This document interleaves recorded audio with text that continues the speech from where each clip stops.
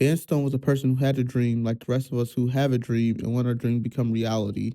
Philly Funk Radio was a big part of my life because at the time that I began to step away from other broadcasting stations, as a licensed broadcaster working around other stations in the city, that many of them people listen to DAS, Power 99, so forth and so on.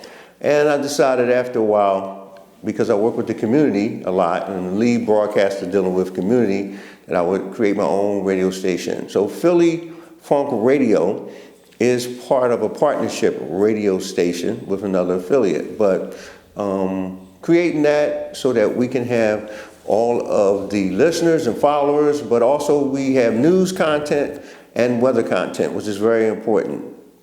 Vance Stone doesn't do this alone. Let's meet the man who helps Vance Stone. Well, actually, Van Stone is a partner. He actually helped me set up Philly Funk Radio. He was actually part of the original concept of Philly Funk Radio, which was conceptualized back in 2013. And originally, Philly Funk Radio was broadcasting from Van Studios. And then later on, of course, we got our own studio. So yeah, he's been instrumental in the creation as well as maintaining what's going on right now. Well, again, Van is pretty much a partner of mine. Actually, Van is basically like a brother to me. And we've been partners in both his endeavors as well as mine. So in addition to doing Philly Funk Radio, Van has his own radio thing going on as well as his nonprofit foundation, which we've done things such as computer literacy, we've done food drives and things for the community at Van Stone Studios. So again, there's a lot of stuff that we're doing right now. And again, Philly Funk Radio and Van Stone's organization ties into all of it. Let's meet the other people who also contribute to Vance Stone's life and career.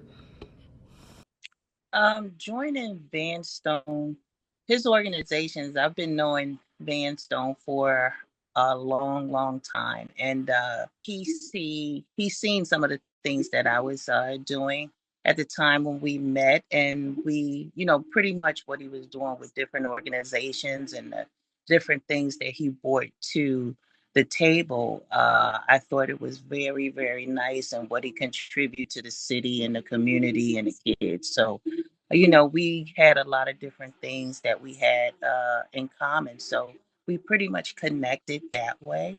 And I've been in many endeavors with him and the organization, and working with him with local radio stations, promotions, everything we have done together. It's been a whirlwind. It really has. He's a decent guy. He really is.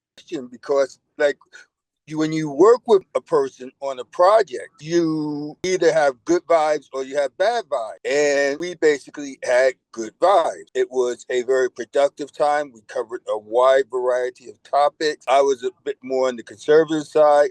He was on the more progressive side and balanced.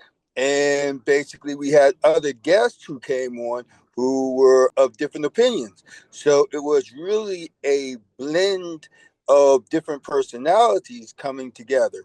And Van pioneered and was able to maintain a very good working relationship with the various members. These people are like family to Vance Stone. Let's hear what his actual family member says. I occasionally go onto that podcast, not too often. As a special guest, I've become a bit of a regular there, where we discuss matters, usually politics. Philly Funk Radio, it is great. We have jazz, which is called, the jazz beat. We have R&B.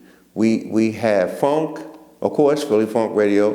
But we also have classic jazz as well. So classical music. So it's just roundabout. And basically, we have people that listen to it from kids' music to adults, seniors.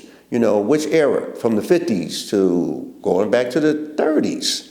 And even to current time period where music is something that everybody really enjoys. So that's the kind of music that we have at Van Stone Radio, and of course, Philly Funk Radio. If you're interested to want to listen to Philly Funk Radio, it's www.phillyfunkradio.com.